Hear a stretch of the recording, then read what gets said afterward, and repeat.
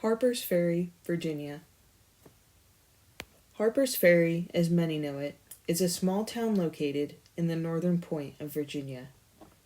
The town was a small farming town, and like many in the mid-1800s, used slaves. However, on October 16th, 1859, the peacefulness of the quaint town would devolve into darkness and massacre. 2 days prior to the attack on Harper's Ferry, a reverend by the name of Charles White had recently given his bi-weekly sermon and spent the night at Hers Mill, located on Virginia's island and separated by a canal. In the early morning hours, Mr. White's host, A.H. Herr, had woken him to warn him about the altercation happening in town. After hearing this warning, Mr. White decided to investigate, and that decision to investigate would make him a vital eyewitness and minor participant in John Brown's raid on the town. Fortunately for historians, White wrote a letter to his brother-in-law describing what he had witnessed.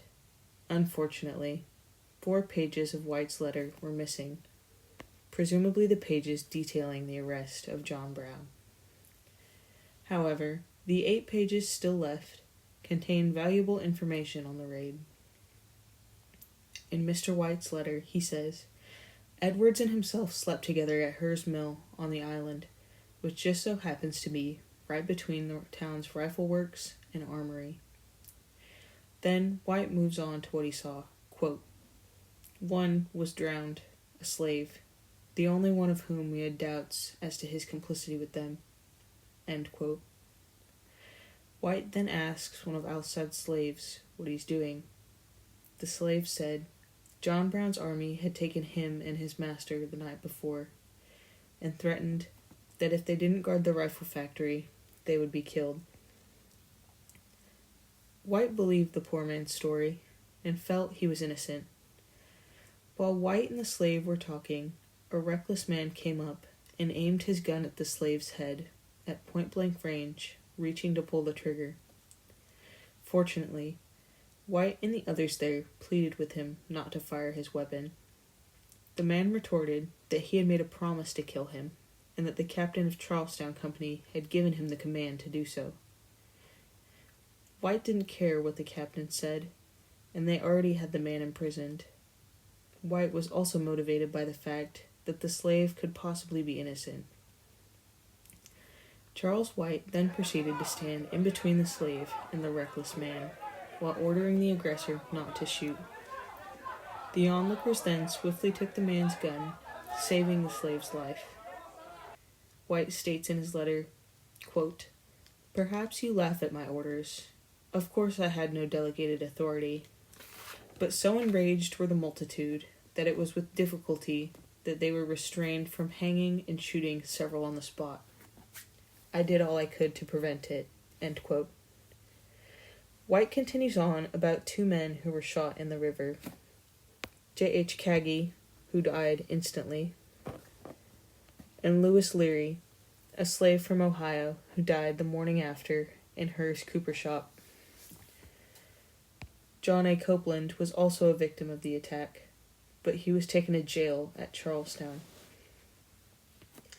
This ends Charles White's eyewitness account of what he saw during the raid on Harper's Ferry. Surprisingly, White didn't write about John Brown's capture, or if he did write about it, it was sadly lost in one of the 4 missing pages. Nevertheless, he was an important witness and minor participant in John Brown's raid on Harper's Ferry. With his letter and maps depicting and explaining what exactly went on during the raid. Without White's letter, we would not be able to have such a detailed personal insight of the event. A continuation to the summarized events of Harper's Ferry.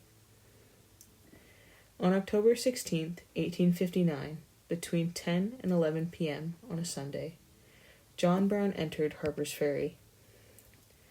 Brown took 18 men, most of whom who had never faced combat, to kidnap several important citizens and hold them hostage.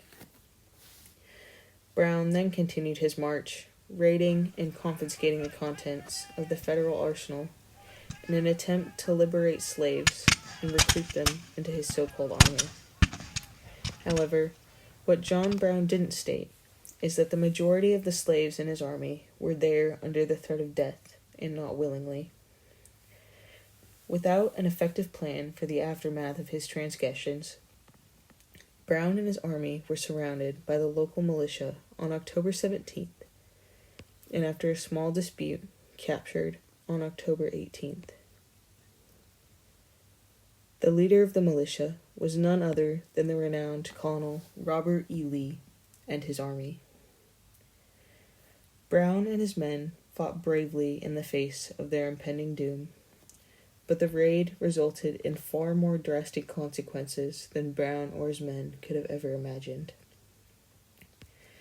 John Brown and his fellow army men were executed as an example to rioters, and the trial led to national outrage. The North and the South both disapproved of the violence that took place at Harpers Ferry, and agreed the battle was unnecessary and the loss of lives abhorrently senseless. Charles White's eyewitness accounts were vital in detailing one of the most controversial scenes from America's history.